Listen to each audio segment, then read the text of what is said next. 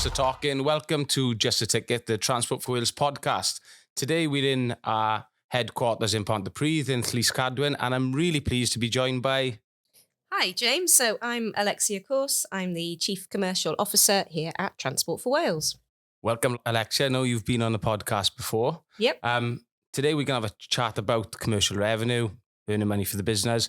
But first of all, tell us a little bit about what you do and what your teams do. Sure. So, the commercial department, we are made up of a number of different teams that are all focused on either the contractual aspects of the business or the revenue aspects of the business. We do also do a bit of commercial property, and we also deal with enhancement schemes and business cases. So anything that's to do with what I would call like the commercial aspects of the business, whether it's sort of making money for the business to help reinvest in all of our initiatives that we're doing across TFW, or whether it's providing contractual support to different parts of the business as well. And at TFW, we are a social enterprise, which means the money we generate goes back into the business. Tell us a little bit about that. Yeah, absolutely. And that's one of the biggest things about working at Transport for Wales. And one of the things that sort of gets me out of bed in the morning is the fact that, everything that we make, everything that our customers pay towards contributing towards the service absolutely does that. It goes back into the running of the service. We've got no shareholders. There's no kind of profits, as it were. It's all about reinvesting back into the business. And it's people's ability to buy a ticket and travel with us that really helps us be able to deliver all the big benefits that we've been working on for the last, 6 or more years, really. The massive investment in the Core Valley Lines network, the over £800 million in new trains that we're coming towards the sort of the end of that programme now, and customers can see those trains all around the network now, which is really, really, really good to see. And I think I should also say that we've had probably the highest revenue in 1 year that this train operator in Wales has ever had. So that just shows that our customers are coming back. We've had the dip from COVID, obviously, but our customers are coming back and they're enjoying using our service, which is fantastic to see. And then that money they're spending on our service is obviously getting reinvested, so they'll benefit from that as well. Absolutely. Every pound that a customer pays to travel with us goes back into the running of the business, whether it's improving our train service, whether it's investing in our train stations, whether it's meaning that we can provide more kind of concessionary travel for customers as well around the network. It all helps to just make the service, that little bit better for everybody, and also less of a burden on the taxpayer as well, which is a really crucial thing as well. So from that point of view, it's really quite rewarding to come and work here. And I think you made a really interesting point there, Alexia, about obviously we spent a lot of money over the last 5 or 6 years, 800 million into new trains, over £1 billion into the metro. Now these have been delivered, you're actually seeing the benefit in revenue. More people are using the service. Yeah, definitely. More customers are coming to use our service, and also customers are coming back for sort of repeat users as well. And that's a combination of factors. It's the investment in the infrastructure and in the trains. It's also the fact that we're running a lot more train services now than we're running previously. And it's also because we're trying to offer as many ways that customers can travel with us to make it as easy as possible for them to buy a ticket. And that's one of the big things we've done over the last year as well, is we've just launched our new pay-as-you-go system. And that is all focused on just tapping in and tapping out with your bank card. So you don't even need to buy a ticket. You don't need to worry about the ticket office or downloading the app or whatever, although those things are all there for customers as well. But pay as you go, it's the first time outside of London that a train operator has rolled out pay as you go in this way. And it's already our fastest growing retail channel. So it's still quite small, but it's growing. And that shows that, customers are getting used to it. They're giving it a go. They're trying it. And one of the big things we've done around that to try and encourage customers to use this new way of kind of buying a ticket with us is to make it as easy as possible to use and as cheap as possible. So our best value promise is the big thing that we've put around pay as you go. So we're doing everything we can to say to customers that if you travel with us through pay as you go on our metro area, that will be the cheapest way you could travel with us, the cheapest ticket product in our metro area. Now, obviously, I recognise that pay-as-you-go is only in the South East Wales metro area at the moment. And so what we've also done on our longer distance routes is we're offering really, really good value for money advance fares as well. So if you buy in advance or if you tap in and tap out with pay-as-you-go, those will be the cheapest ways you can travel with Transport for Wales. As I say, it's still a new system and a new technology, but it's been working really, really well. And we're also looking at putting out more ways that customers can tap in and tap out. So it's not just at stations that have a gate line, because a lot of our stations don't have gates. So what we're saying to customers is just look out for it's probably about 4 or 5 feet, little stand on the side of a platform, and it's going to have a big sign on it that says tap in, tap out on it. And that's where you just swipe your bank card and you can register on our app. So you can have your own personal account, which can track all of your journeys as well. So you've got your journey history and you know where you've been and how much it's costing you. And we've also got daily and weekly caps as well. So for those customers that want to travel, really frequently during the day or the week, you'll hit a certain threshold and that's it. You won't pay any more. And that's one of the other things that we're seeing some really great feedback from customers about. And I think it's great that we're doing that in Wales. And as you said, TfL, they use that technology in London. But outside of London, we're the first in the UK really to be using it. Absolutely. Other areas of the UK are looking at launching their own pay-as-you-go systems as well. But we've been the first. We've been working on it for over 4 years. And it's really great that we managed to get it out there and are kind of leading the way, really, as Transport for Wales. And I think well done to you and the team for doing that. Some of the other things we were going to chat about that you've delivered, you've mentioned advanced fares, but also there's the Seat Frog initiative.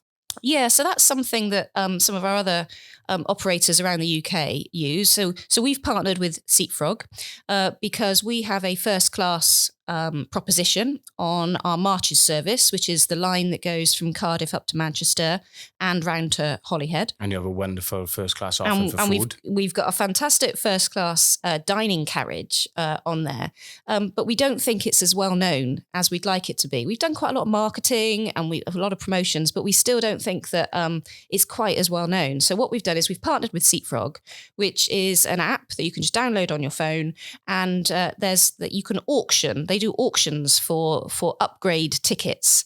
So if you're thinking of traveling and you think, actually, maybe I could have quite a cheap upgrade, check out Seat Frog and you could upgrade to first class. There's a quota of seats that are available. So once they're gone, they're gone.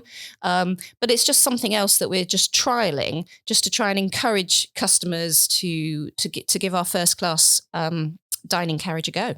Yeah. And a little bit about the dining carriage. It is a really great experience. And I think in the future, people will just come and use that as an experience, just to have a first class sort of meal on the train. It's that good. It's absolutely fantastic. I've used it loads. You can have a 3-course dining meal for £25. Which and it is proper, really good quality food. It's not like airline food. It is proper, really nice restaurant level, good quality food made on site on the dining carriage by our trained chefs.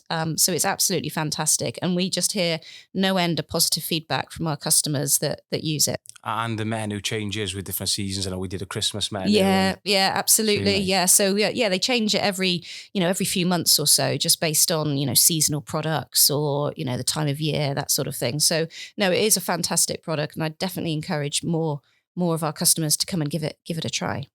And one of the things we're in the process of launching, or it's very soon to launch, is the loyalty and subscription. Yeah, so that's a new idea that we had last year, and it's very much thinking of the sort of your gym membership or your Netflix subscription, where you join a membership, you pay a certain amount every month, and if you use it regularly, you get awarded points or discounts and what have you. But yeah, the idea is that you register on this app for subscription pricing, and if you're a regular traveller with us, then you can pay a set fee every month. You could have the bronze, silver, or the gold membership, and then after however many miles that you accumulate through travelling with us, you then receive sort of discounted ticket products. And we also want to include different types of benefits to joining that loyalty scheme. So, for example, after a certain number of miles, you might get a little badge that says, "Oh, you can get a free coffee at so and so once you've accumulated a few miles," and that sort of thing. So it's just another way to try and offer a way for customers to engage with our services, come and use our services as frequently as they'd like, and also get some real value out of doing it, and tell their friends and come back and travel with us. Yeah, and it's improving the customer experience as well. Absolutely, and hopefully also helping some of our station retailers as well, who we partner with to offer these different services to customers. At the point of coming to the station, leaving the station, that sort of thing. And another thing that I think it was last year that we first started to launch was the penalty fares, and for people using our services who haven't got a ticket. Yeah. Can you tell us a little bit about that? Yeah, so that was something that, again, we were a bit of an outlier in Wales in that we didn't have any penalty fare schemes around our network at all. And yet most other parts of the UK already have these things in place. And so we rolled it out purely as a deterrent, really, and to encourage everyone who travels with us to buy the correct fare and to have the right, as they should, and to have the correct ticket on them, and to make it a level playing field for all the fare paying customers that do travel with us, and we've seen really good response to that, actually. So we've only issued about 900 penalty fares, which isn't very many at all. But that wasn't the point of the scheme. The point was to get people buying a ticket. Yeah. And we've seen that in the increase in our revenue numbers over the last year. So it's working. Yeah. So it's working. And it means it just makes it fairer for everybody. And I think that's an important point, because when we did launch it, I think there was a lot of people who were asking us questions around, the reasons for doing it, but it was more to ensure people do buy a ticket. Absolutely. Rather than making money off finding people. Absolutely. There was never any intention about using this as a way to sort of make money by finding people. Absolutely not. This was purely just to get a level playing field so that people can't play the system in a way, and that everyone just pays for the travel that they use with us. Yeah. And that's why, we're trying to make it as value for money, and as so many different ways that customers can buy a ticket with us to make it as easy as possible for people.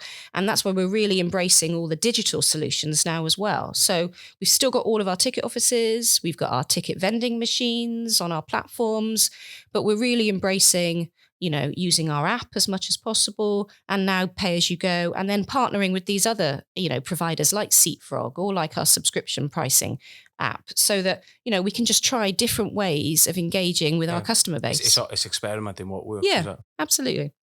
And then the last thing I wanted to chat about was integrated ticketing. So we've started to do it integrating, as an organisation, we're integrating bus with rail, and a multimodal approach to how we sort of operate as Transport for Wales.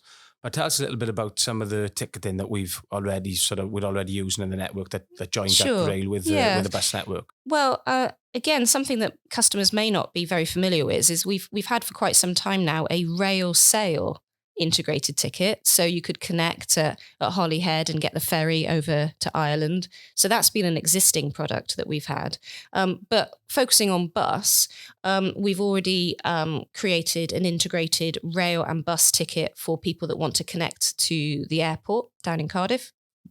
And we're also looking at how we can integrate more with the Traws Cymru network that we've been taking on for the last sort of year or so in terms of the different lines of the Trafnidiaeth Cymru network. So that's already started, and we're doing a lot of work now on bus franchising and what that will mean for bus services, around Wales over the next few years. And a real core aim of bus franchising is to make interchanges and connections between rail and bus and other modes of transport as easy as possible. So we're definitely going to be doing more in the kind of integrated ticketing space. And I think we'll see that expand as the sort of T network gets launched across Wales. Absolutely. And we'll start to drop in more of these integrated ticket products as we as the network expands. And then the vision, I think, with the one ticket, one network, one team, that'll sort of play absolutely, itself out. yeah. The whole T network is the real thing that underpins everything that we're trying to achieve across Transport for Wales, so that customers just see that T and know that this is your price promise. This is your way of, buying a ticket. This is your way of kind of connecting with the network, and to try and make it as seamless and as smooth as possible. Challenges. So, we've talked about the key achievements. We've talked a little bit about what your team do and how that works as a not-for-profit. What are the challenges? Well, the biggest challenge is that we've had in the last few months has actually been when we've not been able to run services, and over the winter it's primarily weather related. The storms. So we had Storm Bert, we had Storm Dara, and Storm Bert. We weren't able to run hardly any services at all with the weather conditions out there on the network, and we lost over £1 million in revenue just in one weekend. Just like that. It's a lot of money. It's a lot of money just from customers that can't travel. Yeah. And so then we've got a real challenge to try and, bridge the gap, try and find ways to get customers back as quickly as possible, and to find ways to get that revenue up. Because coming back to my original point, the more money we can generate from customers traveling with us, the less of a burden we are on the Welsh taxpayer. And I think storms, we've seen even in the last 6 years, they're increasing in the winter and they're becoming more severe, and now they're impacting the network. Absolutely. And the operational part of the TFW business are working really closely with Network Rail on how we can try and safeguard the infrastructure, more and more as these storms do become sort of more apparent, but also more flooding. So there's lots of work going on in other parts of the TFW business to look at how we can make the network as resilient as we possibly can. Yeah, because I think the physical changes when we have a storm or a flood, you can see how much it's costing the infrastructure on the ground, but sometimes you don't think how much it's impacted revenue and how many people would be travelling that day, which you've just... Yeah. Absolutely. And also the inconvenience for customers as well, who, might have plans to do different things, visit family, friends, whatever, and they can't do it. So that's a big piece of work that, as I say, it's a challenge for the industry. Really. It's a challenge for the industry, absolutely. But how do we deal with, changes in weather? But then also when they do happen, how do we recover as quickly as possible so that we can get trains running as soon as we can after the storms or after the flooding, whatever the incident has been. Yeah. Alexia, thanks for coming on the podcast. You're very welcome. Yeah, I think it's the third one we've done together. I think we've done one in we've done one in Cardiff. Yeah. When we first started, I think 2019. Yeah, it's been a while. It's been a long time, yeah. Is there anything else you want to chat about, anything you want to mention related to what you and the team do? I think the only other thing probably is just worth just sharing is it's a bit of a mantra that I've been working with my team on, is how we can be commercial but with a social conscience. I think that's the key thing that I've been trying to get across to my team and to kind of share with the listeners today. Is it's not about making money for money's sake. It's about providing a service that customers want and that is of a value that customers are prepared to pay for. And so my job and the job of my team is to try and enable that as much as possible. And as I say, we'll keep trying these different things, these different types of ticket products and ways of engaging with us just to see what works. And that fits into the social enterprise and not-for-profit model as well. Definitely, yeah. Okay, Alexia, thanks for coming on. Thank you, James. Thanks a lot.